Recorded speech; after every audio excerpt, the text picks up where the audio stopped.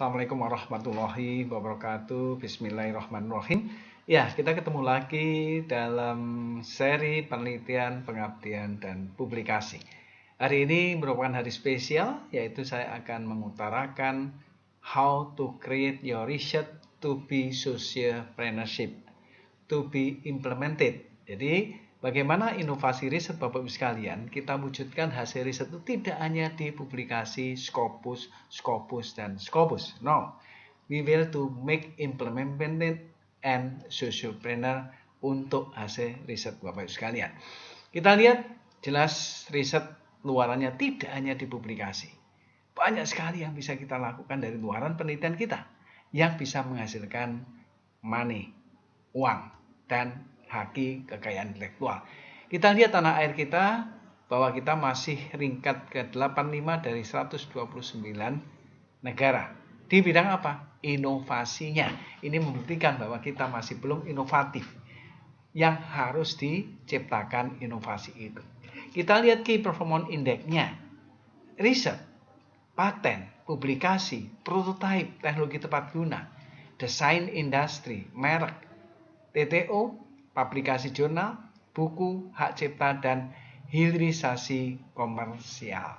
Arahnya ke produk. Apa tujuan inovasi itu Bapak sekalian? Tujuannya adalah peningkatan kualitas, perluasan pasar, pasar baru, pengurangan biaya tenaga kerja, perbaikan produksi, pengurangan kerusakan lingkungan, bahan baku, penggantian produk, konsumsi energi, dan peraturan standar. Ini sumber dari European Community. Paling banyak inovasi untuk peningkatan kualitas dan perluasan pasar. Ingat, berbasis pada implemented. Kita lihat bagaimana perguruan tinggi kita saat ini. Kita ada teaching university, kita bisa ke research university, kita bisa ke entrepreneur university. Tergantung dari kesiapan SDM dan perguruan tinggi Bapak Ibu sekalian. Mau dikemanakan? Apakah tetap ke research, atau tetap ke teaching, atau sudah masuk ke entrepreneurship university. Kita lihat how to make paradigm of research to be changed. Kita harus berubah paradigma penelitian kita. Yang berubah mindset itu mengarah kepada riset berbasis output dan memiliki produktivitas yang tinggi. Jangan riset hanya berbasis pada urusan kwitansi, urusan SPC, urusan-urusan yang tidak linear dengan riset Bapak Ibu sekalian. Sehingga memiliki produktivitas yang rendah, kurang bisa dipakai untuk komersial. Kita lihat hasil riset kita.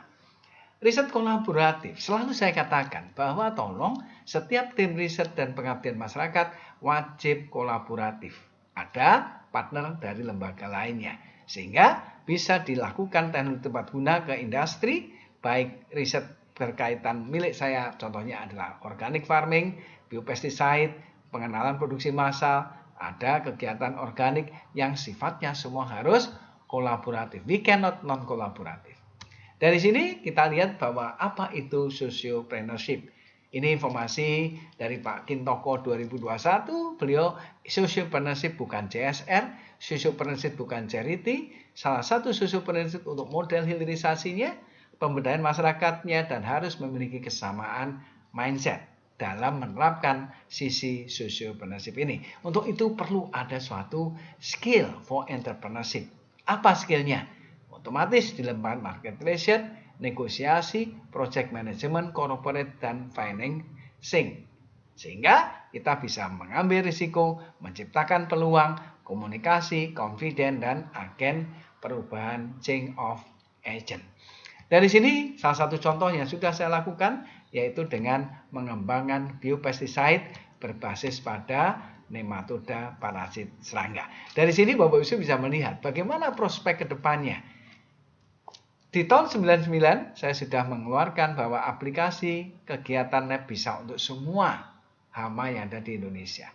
Dan Profesor Ehlers dari Jerman tahun 2001-2020 menyatakan di daerah subtropik dan tropik NEB ini tidak kalah dengan pestisida. Artinya peluang pasarnya besar sekali.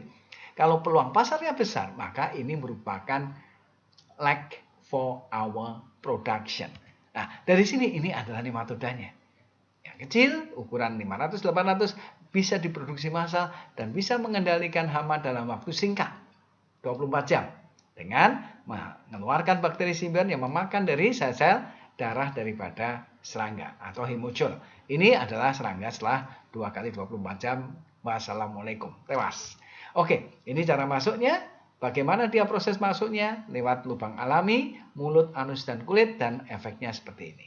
Semua target bisa dikendalikan dan ini sustainable agriculture, ramah lingkungan. Good.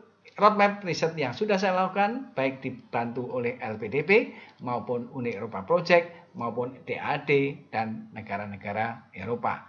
Mulai dari yang lama, riset dan luaran saya yang lampau, saat ini dan akan datang 2030 itu yang akan lakukan. Nah, dari sini kita lihat apa yang saya bisa hasilkan dari serangga hama yang akan kita kendalikan. Bagaimana melibatkan petani untuk produksi massal. Bagaimana kegiatan itu bisa masuk ke dunia market. Nah, ini polanya seperti ini, skemanya. Ada skema small scale, medium scale, dan large scale. Disinilah social enterprise akan masuk. Akan memberikan suatu kaidah kepada para petani dan pengusaha. Apa saja produk-produk yang saya bisa hasilkan? Contoh produk yang sudah bisa saya hasilkan baik dalam medium maupun large scale dengan media fermentor dan sebagainya.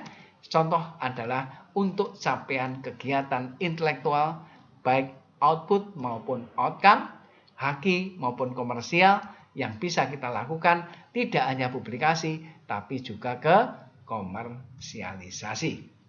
Untuk itu kita wajib untuk kolaborasi dengan hexahelix, tidak hanya pentahelix yang melibatkan community, bank, dan media massa. Nah, produk apa saja yang sudah saya kembangkan? Yaitu ada 2, Indonesia hanya 2, yaitu nematik, yaitu produk hortinorma dan koleo yang sudah kita rilis, yang sudah kita pasarkan dan menghasilkan uang. Kita bisa kompetisi dengan Belanda, Jerman, dan Amerika Serikat. Ini produk asli Indonesia. Nah, produknya seperti ini. Kegiatan sudah ada, Bapak Ibu bisa melihat di website www.bionematic.com di sana. Nah, produk inovasi dari Jember University yang menghasilkan sisi competitiveness mengarah kepada produk yang mass production. Nah, apa saja produksi massalnya? Kita siapkan pupuk organik padat. Pupuk organik padat yang kita hasilkan sudah kita campur dengan nematoda parasit serangga. Dan pupuk organik cair yang kita hasilkan dan sudah kita market, ya, dan produk-produk ini sudah tersebar di seluruh Indonesia. Bapak Ibu silakan buka www.bionematic.com. Ini adalah produk-produk yang kita hasilkan dan sudah bisa diambil dan bisa dipasarkan sesuai dengan kebutuhan Bapak Ibu sekalian. Ini adalah sudah dilakukan di tingkat petani dan sudah jalan dan efektif sekali untuk kegiatan.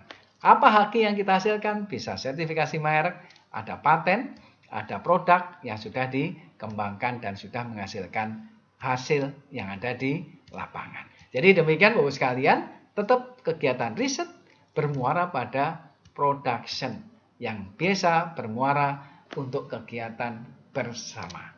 Yang kegiatan kedua adalah Smart Greenhouse. Ini merupakan kolaborasi dengan Dr.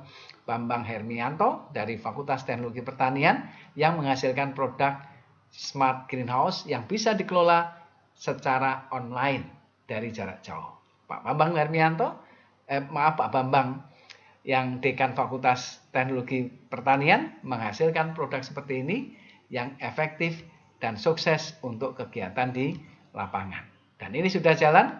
Pak Bambang Marhianto, Dr. Bambang Marhianto merupakan pakar di bidang IT, pakar di bidang pertanian berkelanjutan. Untuk itu, mari kita melihat efektivitas ini sudah tersebar di seluruh Indonesia. Bagaimana produk itu bisa kita informasikan di masyarakat dan masyarakat menjual, masyarakat membuat dan berakhir pada aktivitas sosiopreneurship. Demikian Bapak sekalian, tetap semangat meneliti. Tidak hanya hasil riset dalam bentuk publikasi, Scopus, dan internasional dan nasional jurnal, tetapi bermuara kepada hilirisasi, bermuara kepada sosiopreneurship, bermuara kepada manfaat orang banyak. Demikian, terima kasih kepada LPDP dan Kementerian Riset Dikti dan juga teman-teman peneliti dan juga